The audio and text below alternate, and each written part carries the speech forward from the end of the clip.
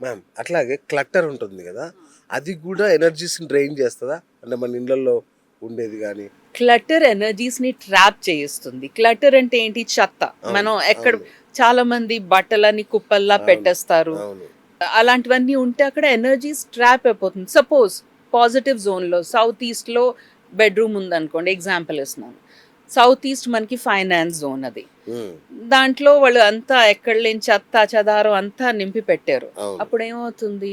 అక్కడ positive energies బయటికి రాలేదు, అది ట్రాప్ అయిపోతుంది ఆ చెత్త చెదారంలో. Okay, okay. సో దాని నుంచి వాళ్ళు ఎంత అంటే వాళ్ళకి ఫైనాన్స్ బ్లాక్ వస్తుంది, వాళ్ళు ప్రాపర్గా గణించలేకపోతారు. ఈ ప్రాబ్లమ్స్ అన్నీ రావడానికి ఛాన్సెస్ ఉన్నాయి. ఓకే. అందుకోసం ఎప్పుడు ఇంటిని ఓవర్ స్టఫ్ చేయకూడదు, ఫర్నిచర్ షోరూమ్ చేయొద్దు ఇంటిని. Okay, okay. తక్కువ అంటే ఎంత వరకు అవసరం ఉందో అంతే అంతవరకే ఉండాలి. ఫర్నిచర్ ఉంచి సూపర్. ఎక్కడ అనవసరమైన క్లటర్ ఉంచకూడదండి. ఉమ్, ఎంత క్లటర్ ఉంటే అంత ఇంటికి మంచిది కాదు, మంచిది ఎనర్జీ కాదు. ఫ్లో ప్రాపర్గా ఉండదు. ఓ, అందుకోసం ఎక్కువ క్లటర్ లేకుండా ఇల్లు ప్రతి టైంకి క్లీన్ చేసుకుంటూ చాలా చాలా తక్కువ ఫర్నిచర్ ఉంచుకుంటే, అంటే ఉమ్. ఎంత మనకు అవసరమో అంతే ఫర్నిచర్ ఉంచుకుంటే అది డెఫినెట్గా ఇంటి ఎనర్జీస్కి చాలా మంచిది. ఈ మధ్య ఎంప్లాయీస్లో కానీ, ఐటీ ఎంప్లాయీస్ కానీ హ్మ్. విపరీతమైన స్ట్రెస్లో ఉన్నారు.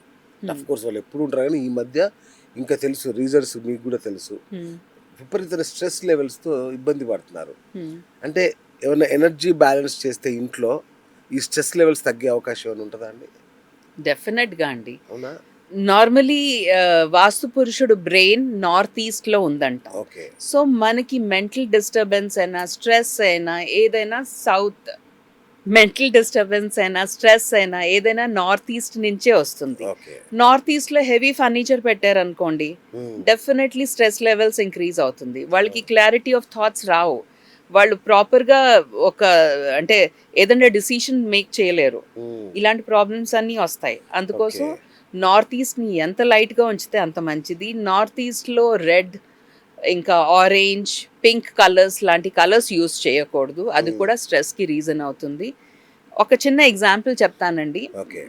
జస్ట్ ఫ్యూ మంత్స్ బ్యాక్ ఒక యుఎస్ కేసు వచ్చింది. ఉమ్, ఆ, వాళ్ళకి నార్త్ ఈస్ట్లో కిచెన్ ఉంది. ఓకే. యూజువలీ యుఎస్లో అదే ప్రాబ్లం అండి, ఆ, నార్త్ సైడ్ కిచెన్ ఇస్తారు. ఓకే. నేను తర్వాత ఎక్స్ప్లెయిన్ చేస్తాను దాని ప్రాబ్లమ్స్ ఏం వస్తాయో. ఆ, నార్త్ ఈస్ట్లో కిచెన్ ఉంది. కిచెన్ ఏమిటి?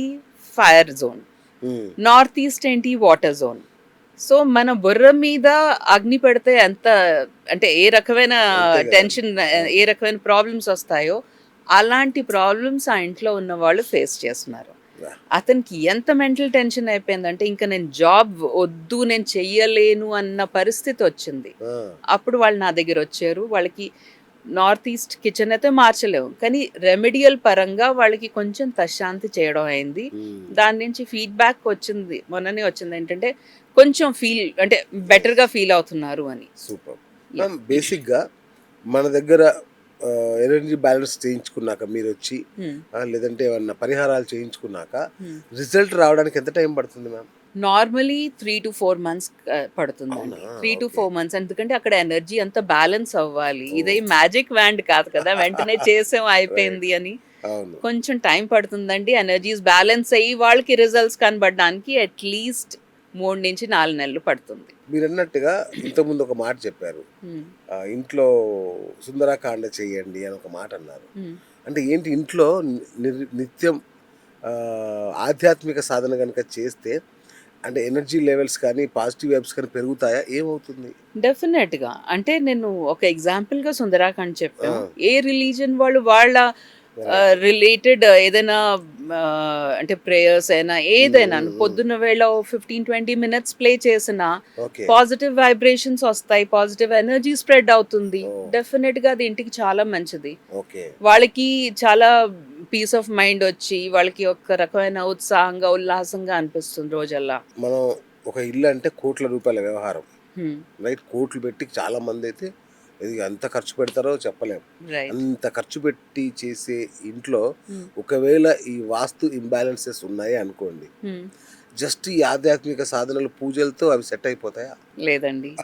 ఒక టెంపరరీ రిలీఫ్ మాత్రం వస్తుంది. ఓకే. మనం ఏదైనా యజ్ఞం చేయించుకున్నా, జపాలు ఉమ్, ఉమ్, చేయించుకున్నా, ఉమ్. ఏది చేయించుకున్నా టెంపరరీ రిలీఫ్ వస్తుంది. కానీ ఓకే. పర్మనెంట్ సొల్యూషన్ కావాలంటే డెఫినెట్‌లీ రూట్ కాజ్‌కి వెళ్ళి అంటే మెయిన్ ప్రాబ్లం ఏంటో అది సాల్వ్ చేయాలి. ఓకే. అంటే ఎక్కడ వాస్తు దోషం ఉందో, ఎక్కడ ఎనర్జీ ఇంబ్యాలెన్స్ ఉందో చూసుకుని అది క్లియర్ చేస్తే డెఫినెట్గా క్లియర్ అచ్చా. అయిపోతుంది అది. అండ్ మీ మధ్య మీరు అక్కడికి వెళ్ళొచ్చా అని చెప్పారు, కామాఖ్యకి వెళ్ళొచ్చా అని చెప్పారు. కామాఖ్య కానీ తిరుమల కానీ ఇంకేదన్నా మన పవిత్ర పుణ్యక్షేత్రాలకు వెళ్ళినప్పుడు మనకు ఏదో తెలియని ఒక అలౌకిక ఆనందం, ఒక Right. అనుభూతి ఉంటుంది మనకి. రైట్ సో ఏంటి అంటే మన ఇంటికి వచ్చినప్పుడు అది ఉండదు, మన ఇంట్లో ఉన్నప్పుడు రైట్. ఏంటి తేడా? అంటే ఎనర్జీస్లో స్థాపించడమా, అది ఏంటి ఆ సీక్రెట్ అసలు? ఇండియన్ ఆర్కిటెక్చర్ చాలా చాలా గ్రేట్ అండి. ఓకే. మొన్న చెప్పాను కదా కామాఖ్య వెళ్ళినప్పుడు అది అంటే మెయిన్గా ఏం చేస్తారు అవి గర్భగుడి చాలా క్లోజ్డ్గా ఉంటుంది. అవును. సో అక్కడ ఎనర్జీస్ అన్నీ అక్కడ ఉండిపోతాయి బయట రాకుండా. ఓకే. దాంతో మనం అక్కడ వెళ్తే గర్భగుడిలో ఎలా ఎంటర్ అవుతామో చాలా పీస్ఫుల్గా హాయిగా అవును. ఎంతో సంతోషంగా అనిపిస్తుంది. అవును. స్పెషల్లీ అంటే కామాఖ్య వెళ్ళినప్పుడు ఒకటే నేను అబ్జర్వ్ చేశానండి, బయట చాలా ఎండగా ఉండాలి, అవును. అవును. కానీ కామాఖ్య అంటే మెయిన్లీ గర్భగుడి వెళ్తున్నప్పుడు ఎంత చల్లగానో ఎంత అంటే ఆ ఆర్కిటెక్చర్ అప్పుడు పూర్వకాలంలో ఏసీస్ అవన్నీ ఏం లేవు. కదా. సో ఆర్కిటెక్చర్ త్రూగా వాళ్ళు అవి చేశారు. అంత అందంగా బిల్డ్ చేసేవారు, అంత సైన్స్ ఇన్వాల్వ్ ఉందో దాంట్లో మీకు తెలుస్తుంది అది. నిజమండి. ఎందుకంటే మీరు గర్భగుడి అంటే కిందికి వెళ్ళాలి, కిందకి కిందకి వెళ్ళాలి. ఇట్లా చిన్న సొరంగం, హా. చాలా చిన్న గది. అదే నాకు భయం full వేసింది. నేను కూడా energetic. వెళ్ళాను, హా. సఫికేట్ అవుతానేమో, ఏమవుతుందో అనుకున్నా. చాలా ఎంత ఆనందంగా అసలు ఉంటుంది. ఎంత ఎంత ఎనర్జీ అంటే ఒక శక్తి ధారలు అలా ప్రవహిస్తున్నాయా Seriously గా, అనిపిస్తుందండి. నిజంగా, చాలా నిజంగా. బాగుంటుంది అది. మహాద్భుతం చాలా. కామాఖ్య అయితే హా. నిజంగా. అదే So, కాదు ఇంకోటి అంటే ఆ. నేను సపోజ్ చాలా మందికి ఏదైనా జాతక రీత్యా ఏదైనా ప్రాబ్లం ఉంటే ఈ దశ మహావిద్యది అంటే శక్తి స్వరూపాలకి ఉమ్, ఒక్కొక్క శక్తి స్వరూపంకి ఒక్కొక్క ప్లానెట్ అవును. రిలేటెడ్ అండి. ఓ, ఇప్పుడు మా కాళీని తీసుకుంటే శని ఆ, శని గ్రహంతో రిలేట్ అయింది. అచ్చా. శని గ్రహంతో ప్రాబ్లం ఎవరికైనా వచ్చినప్పుడు కాళీ టెంపుల్ విజిట్ చేస్తే కొంచెం ఒక రకంగా తశాంతి అవుతుంది. ఓ, ఇంకా త్రిపుర సుందరి అయినా లేకపోతే కామాఖ్య కోసం అయినా బుధుడు ఉమ్, బుధుడు ప్లానెట్ తో రిలేట్ అయింది. బుధుడు నుంచి ఎవరైనా ఫైనాన్స్ ప్రాబ్లమ్స్ అలాంటివి ఏదైనా ఉంటే ఓకే. కామాఖ్యకి వెళ్తే లేకపోతే మా త్రిపుర సుందరి టెంపుల్కి వెళ్తే డెఫినెట్గా అది కొంచెం రకంగా పరిష్కారం అవుతుందండి. ఓకే. అలాగే రాహు కోసం మా చిన్నమస్తాది ఉమ్, ఈ టెంపుల్స్కి వెళ్ళినా చాలా మటుకు మన ప్రాబ్లమ్స్ సాల్వ్ అవుతాయి. ఓకే. మ్యామ్ ఏంటి అసలు అంటే దిక్కులకి ఇంత ప్రాధాన్యం ఎందుకు మ్యామ్? దిక్కులతోనే అన్నీ ఏంటి అసలు? ఉన్నాయండి. దిక్కులతోనే అన్నీ ఉన్నాయి. చివరికి దేవుని కూడా నీవే దిక్కు అంటాం మనం. అంటే రైట్. దిక్కు అనేది అంత ఇంపార్టెంట్.